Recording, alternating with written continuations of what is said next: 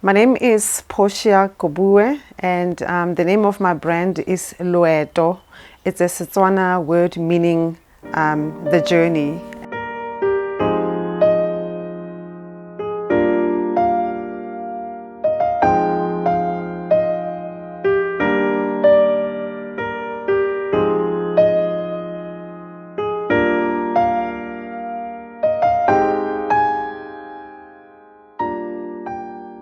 The reason why this line of kimonos is called Lweto is because it was inspired by my youngest brother's passing tragically when he was on a journey to Botswana. Although it was a physical journey, it was also a spiritual journey because 2 years before his passing, he was initiated into one of the African traditional churches, which we loosely refer to as Mapostolo. So, and when this happened, the family, including myself, was all embracing of this new journey that he embarked on.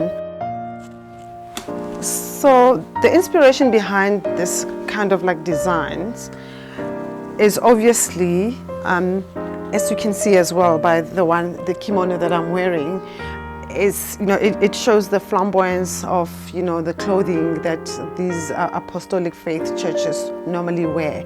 We see them all around South Africa, especially over the weekends. They look very regal, but they also look very flowing, like, the flowing robes of, the biblical apostles and all that. And this design here at the back actually symbolizes a star, and the significance of this is that it was actually in the actual robes that my brother wore, so I just incorporated it into the design. Similarly, the rope detail in some of the kimonos also signifies the ropes that they tie around. They are very grand robes, so that was the inspiration for that. This range of kimonos I designed with the owner and designer of Bola Nangabe, Masego Matswamuse, who's a friend of mine. I've known Masego exactly for 1 year, and when we met, we just connected. And she was really the engine behind this. I only conceptualized it, but all the designs as you see them are really her work. Yeah.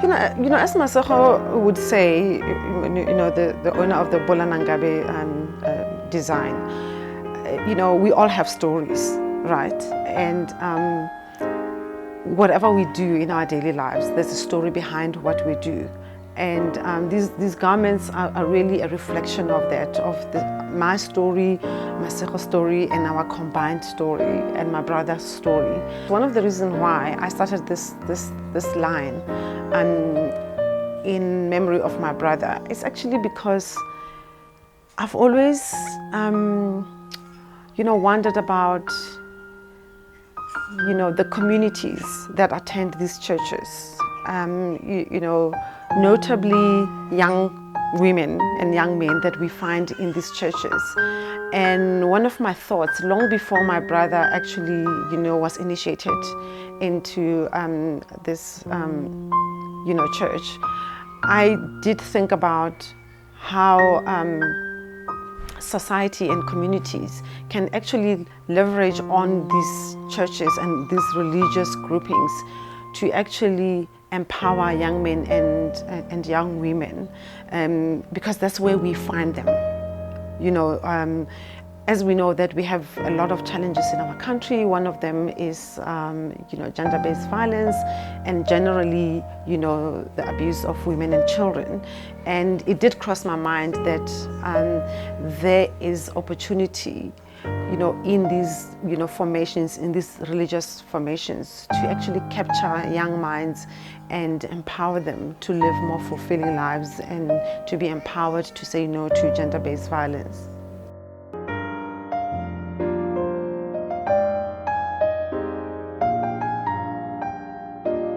My name is Masako Manzomuse. I am the head designer and owner of the brand Bola Nangabe, which basically means speak Nangabe. Bola is a Sakalahadi word for speak, and Nangabe is my given Sakalahadi name.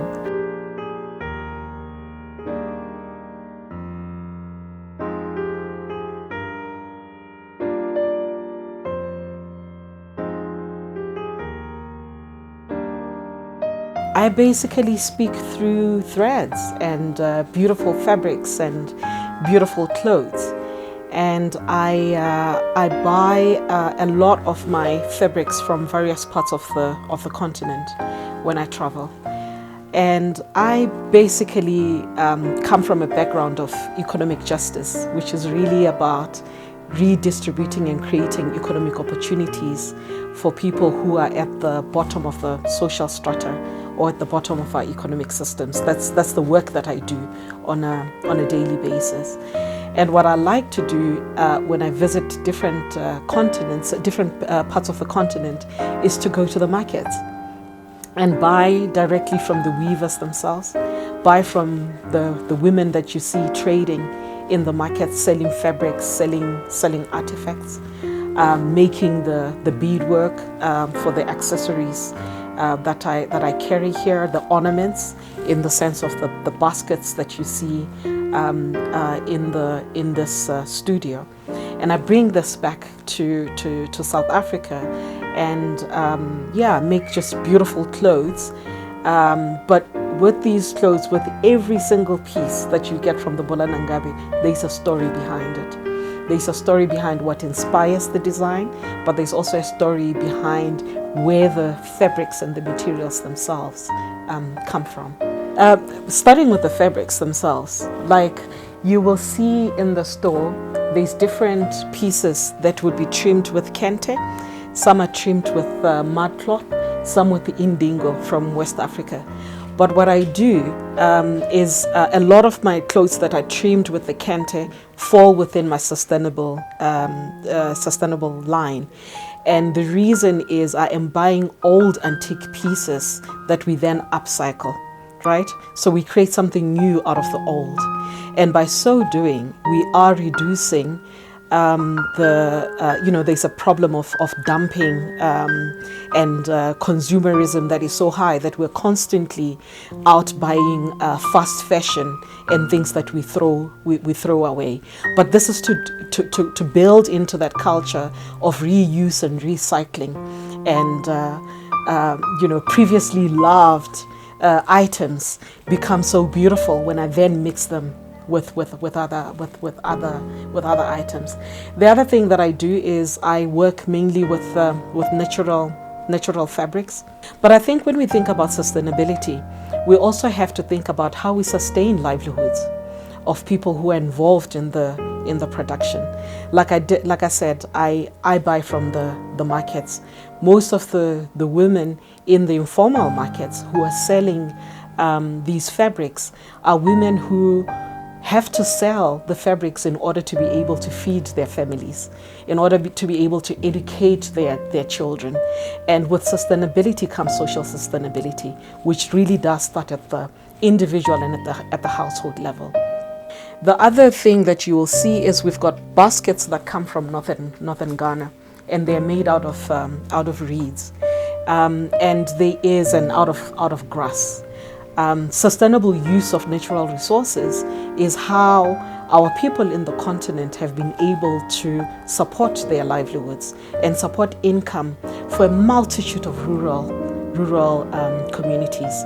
And we know that when it comes to job creation in rural spaces, our rural economies still struggle with that. So being able to buy from an artisan is powerful in the form of providing opportunities for income for communities that otherwise have got very limited livelihood options. I've got, again, on the line of sustainability and supporting livelihoods, is you will see with some of the accessories, this is beadwork that comes out of Kalahadi in Botswana. I refer to this as love letters from Kalahadi. And I say it's a love letter from Kalahari because, as you can see, the design is intricate. It takes patience, it takes generations of traditional knowledge to be able to know how to make this. But where these necklaces come from in Botswana is one of the most underdeveloped regions in a country that is a medium income country, in a country that really should not have any poverty at all. But where this is being sourced from, that's where the deepest pockets of poverty are in the country. And yet there is this talent and the opportunities to actually make a difference in the income that a lot of the craft makers. This is like done by the Basara in South Africa and Namibia. You would refer to them as the Bushmen. In Botswana, that term is controversial, but it's the Basara, the Narwa, Chunukwe. It really depends on the group and its locality.